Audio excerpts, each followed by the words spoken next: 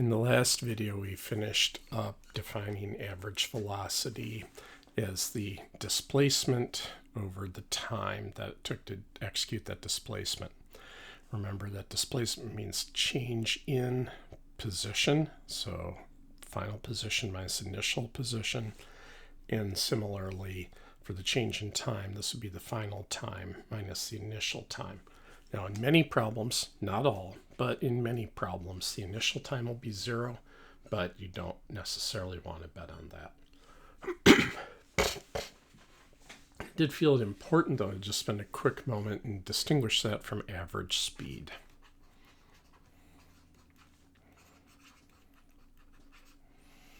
So average speed is going to be the magnitude of the average velocity. So let's say we have one person who is going to the right at 5 meters per second. The average velocity would be plus 5 meters per second.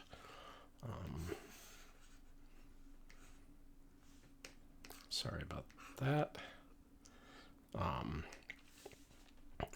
And if we have someone who's going to the left at 5 meters per second, their average velocity would be negative 5 meters per second.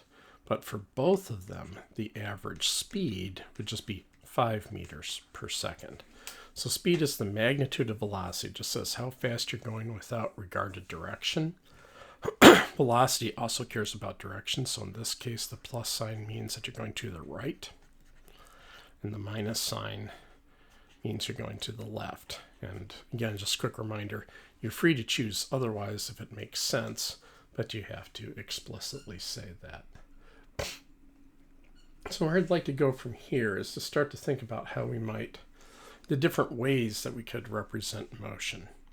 So far we've seen things like a motion diagram. So that's where we draw ourselves a number line, and let's say this corresponds to x equals 0 here. Then maybe over here is, I don't know, x equals 75 meters, something like that. Then we can just go ahead and draw in some dots where something happens to be at different times. Say maybe like this. So at t equals 0, we're here. At t equals 5 seconds, we're there. This would be 1, 2, 3, and 4. So this would correspond to 10 meters. Then maybe let's say this is 30 meters, 50 meters, 65 meters, and then finally 75 meters. There are other ways that we could represent this data. For instance, we could make a table. We could could say time and make sure to label our units and position. Again, labeling our units. And we can just go ahead and fill in that table. 0, 1, 2, 3, 4, 5, 0, 10, 30, 50, 65, 75. So this might correspond to, say, if you were actually doing measurements in a lab, you might record it down this way. But it's no different a representation than this. Here it makes it a little more obvious visually, but here we still have all the same data. It describes the same motion. We could also choose, say, to draw a graph. Like so.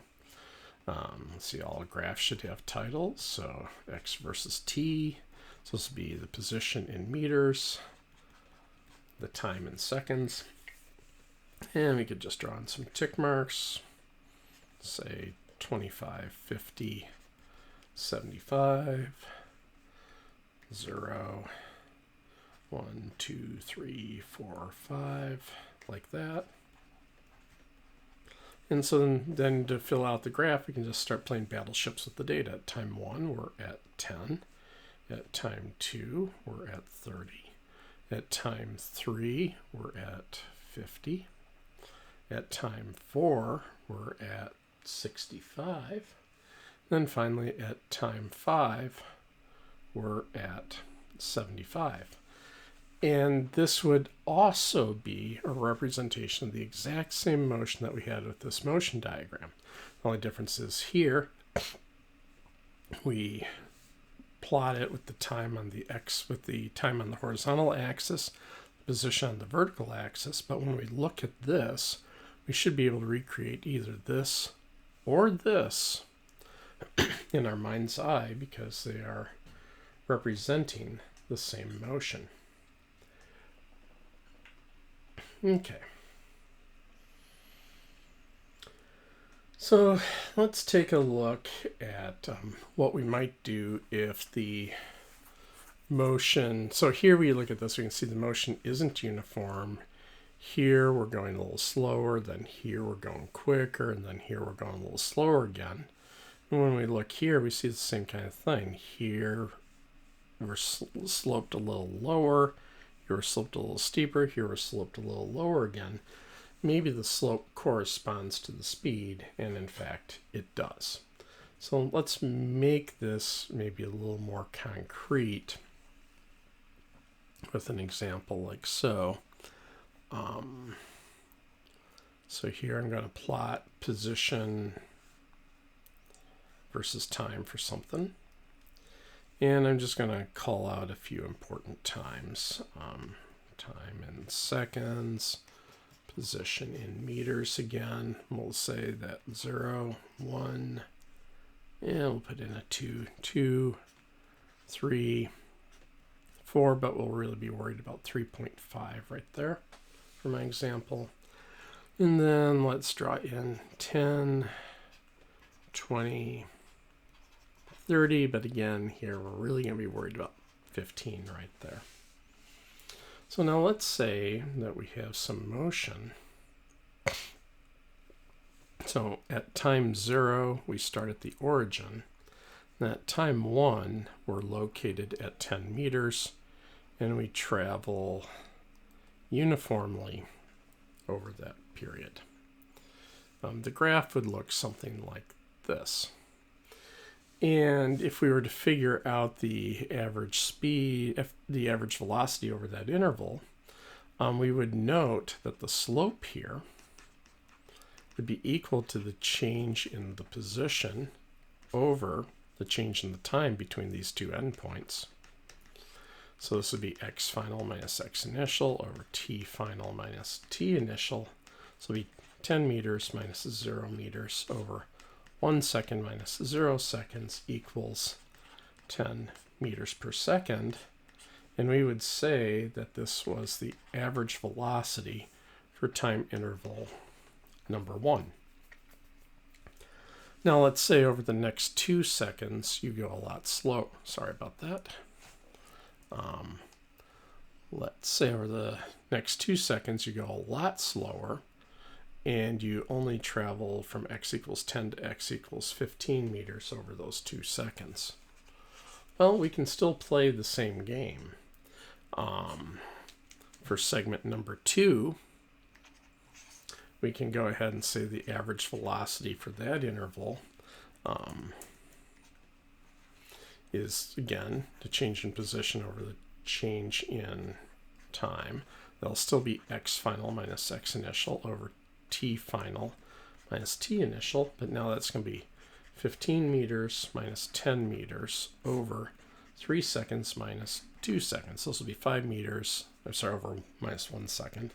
5 meters over 2 seconds. That'll give us 2.5 meters per second. Again, positive, so we would be interpreting the object as moving just straight to the right.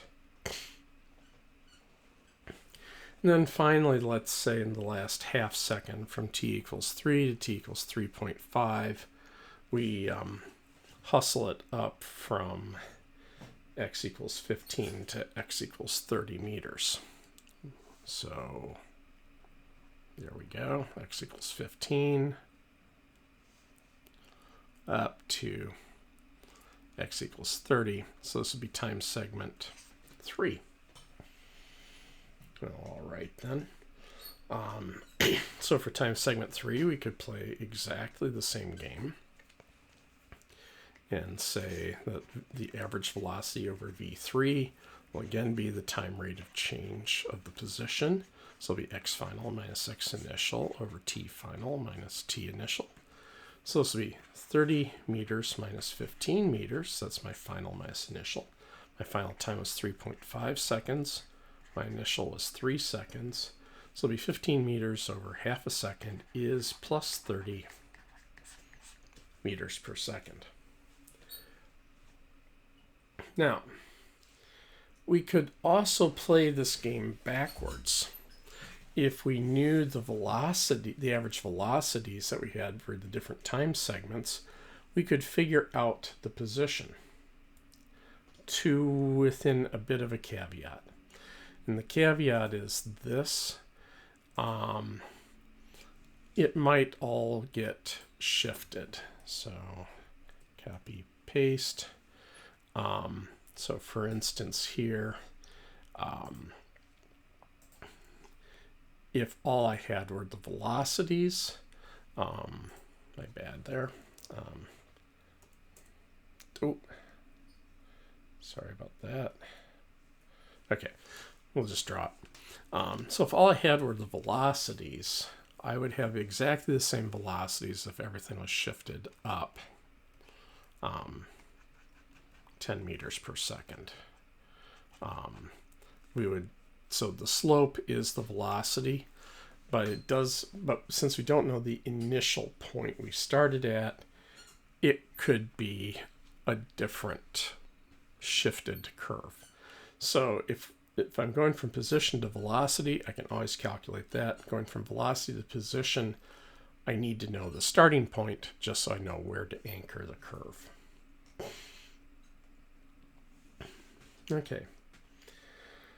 So taking that thought a little further, let's say you had a velocity time graph, and you wanted to figure, could you figure out displacement? And the answer is yes, you can.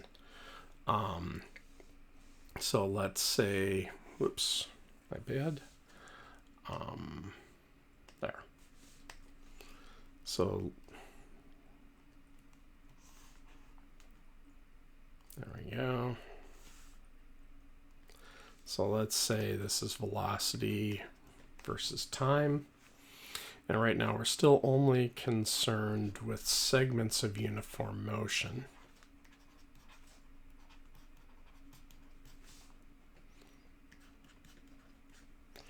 So let's say you had some motion that looked, I don't know, something like this.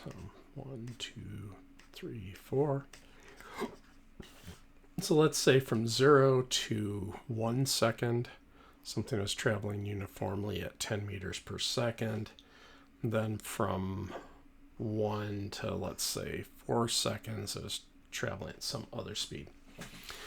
If I wanted to know the displacement, I can do it for any segment where we're going at the same constant velocity. So remember that since the average velocity is the displacement over the time, if I multiply both sides by delta t, it means the displacement's the average velocity times the time elapsed. Well, hey, check this out.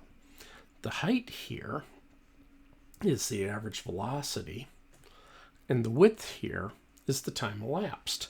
So it turns out that the area of this box right here corresponds to the displacement from t equals 0 to 1 second.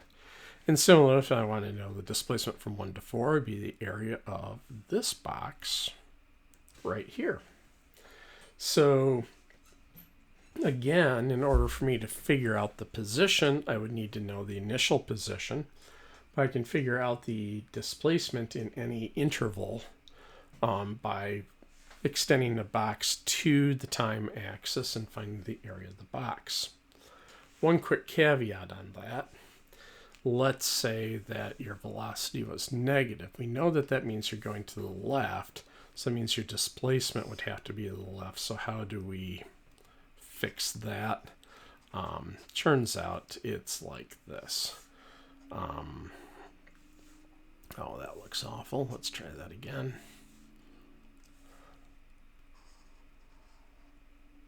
There.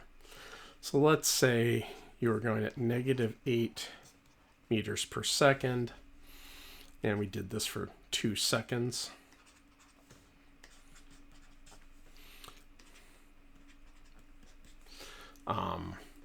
So the graph would look like this, where you're going constantly at -8. We would drop that down. And so again, this area right here is still the displacement. However, we say that this is a negative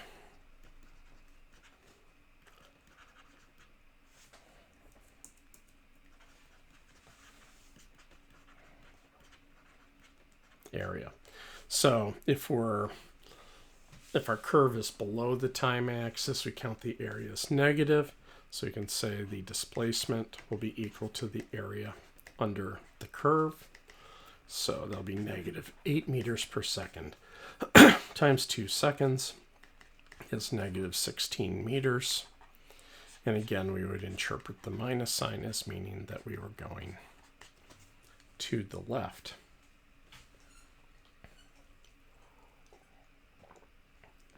So far, I've used the phrase uniform motion, but I haven't rigorously defined it. So let me end this particular video just with a quick definition of uniform motion.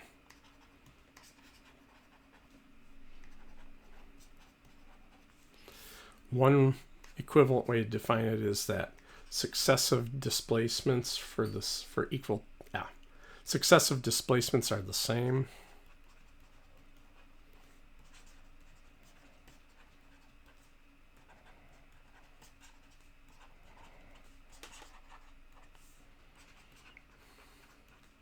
For equal time intervals.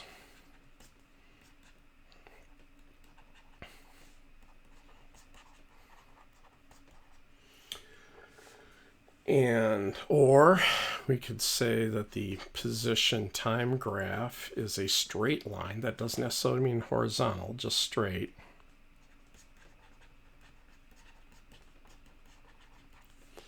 Or we could say that the velocity is a constant.